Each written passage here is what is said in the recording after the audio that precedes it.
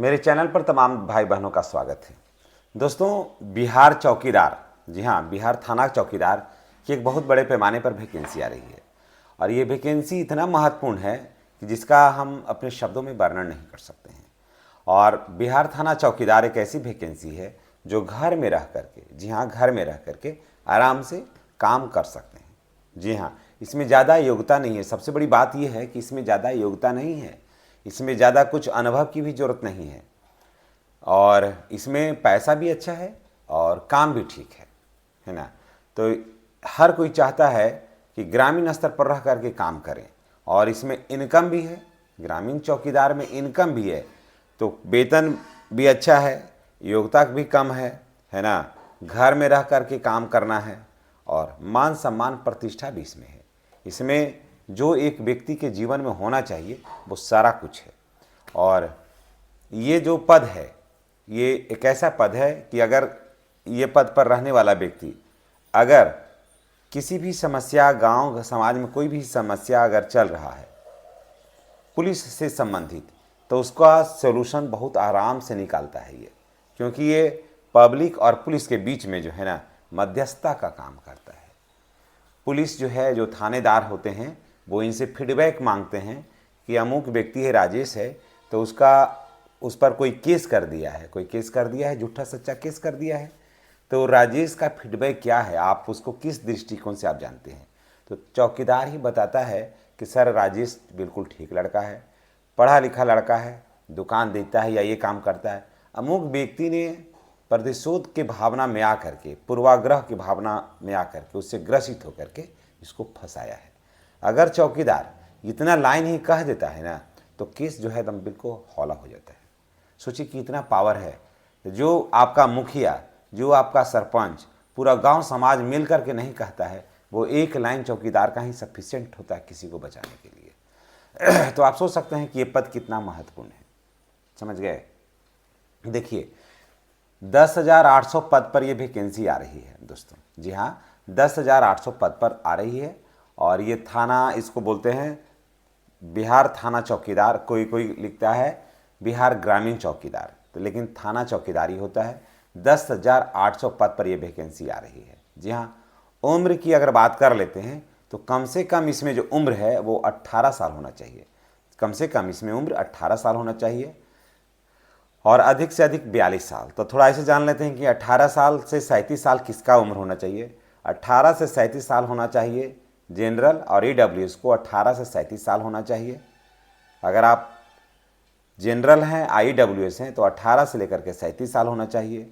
अगर आप ओबीसी हैं या जनरल महिला हैं या ईबीसी महिला हैं, तो ओबीसी पुरुष और ओबीसी महिला और जनरल ईडब्ल्यूएस महिला का उम्र होना चाहिए 40 वर्ष, यानी कि 18 से 40 वर्ष। और एसी एसटी महिला हो या पुरुष हो, आपका उम्र होना चाहिए 42 वर्ष। अगर आपके पास है तो आप इसमें आवेदन कर सकते हैं। और उसके बाद शैक्षणिक योग्यता की बात अब कर लेते हैं। तो इसमें मैट्रिक पास होना चाहिए। आप फर्स्ट डिवीज़न से हैं, सेकेंड डिवीज़न से हैं, थर्ड डिवीज़न से हैं, ये मायने नहीं रखता है, आपको सिर्फ मैट्रिक पास होना चाहिए।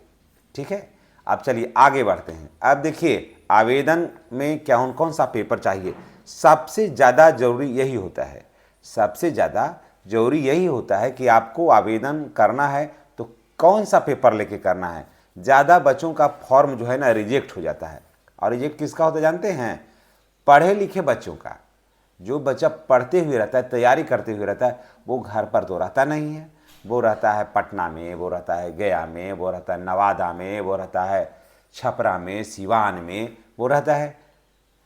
घर से उसकी कनेक्टिविटी जो है वो कम हो जाती है, उसका काम नहीं हो पाता है। तो किसी को ईडब्ल्यूएस नहीं बना, किसी को एनसीएल नहीं बना, तो किसी को जाति नहीं बना, किसी को आवासीय नहीं बना, और आधा अधूरा पेपर से ये बच्चे लोग जो हैं वो दे देते हैं। अब कोई बच्चा है, रह रहा है गांव में, है ना, अब वो बच्चा रह रहा है जाके कटिहार पढ़ रहा है।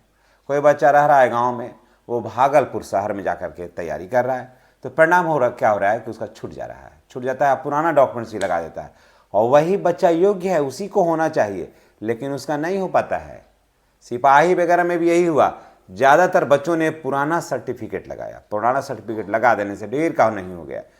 कोई योग्य है बच्चा लेकिन एनसीएल उसका नहीं बना, योग्य है बच्चा ईडब्ल्यूएस नहीं बना, ऐसे ही लगा दिया, सिलेक्शन नहीं हो पाता है। तो मैं बच्चों आप लोगों को बता देता हूँ कि आपको क्या चाहिए। देखिए, आपको चाहिए मैट्रिक का, सबसे पहले शैक्षणिक योग्यता में चाहते हैं मैट्रिक का आपको मार्कशीट चाहिए, एक मैट्रिक का मार्कशीट चाहिए।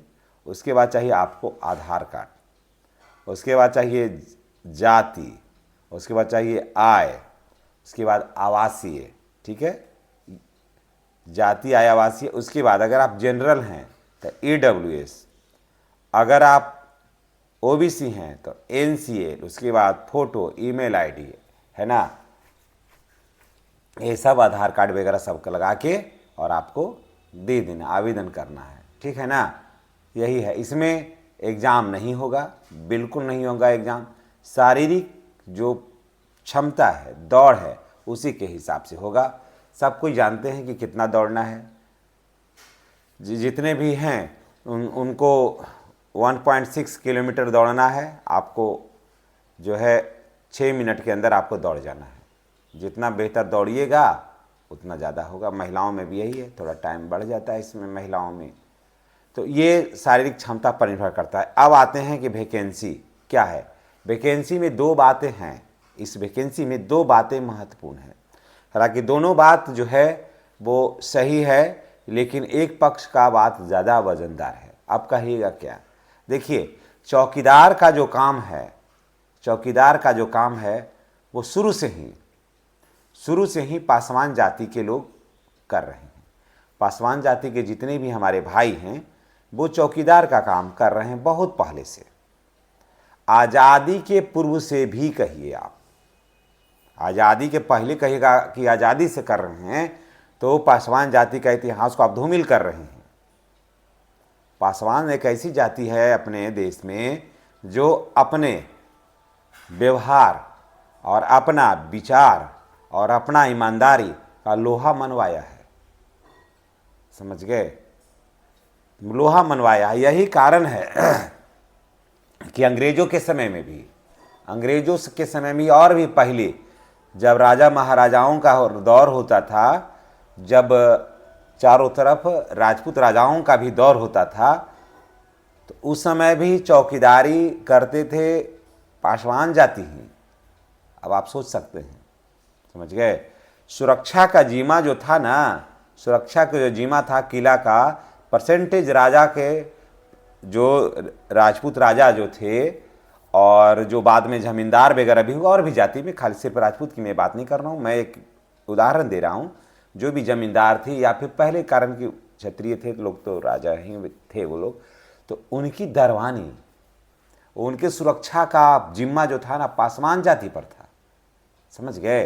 बाकी लोग युद्ध लड़ते थे, क्षत्रिय युद्ध लड़ते थे, लेकिन उनके किला की सुरक्षा की जवाबदेही पासवान जाति करता था।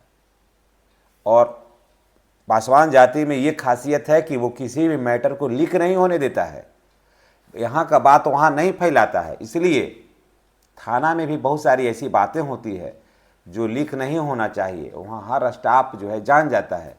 तो चौकीदार जो होता है वो लोकल होते हैं, तो अगर मामला को लीक कर देगा, जैसे यहाँ से चला पुलिस, ठीक है ना, यहाँ से चला पुलिस 20 किलोमीटर किसी चोर को पकड़ने के लिए, और चौकीदार जैसे बैठल बैठल फ़ोन कर दिया कि सावधान रहना हो, इधर से दरोगा जी निकले हैं तुमको रेड करने के लिए, पकड़ाएगा? चोर कहियो नहीं पकड़ाएगा।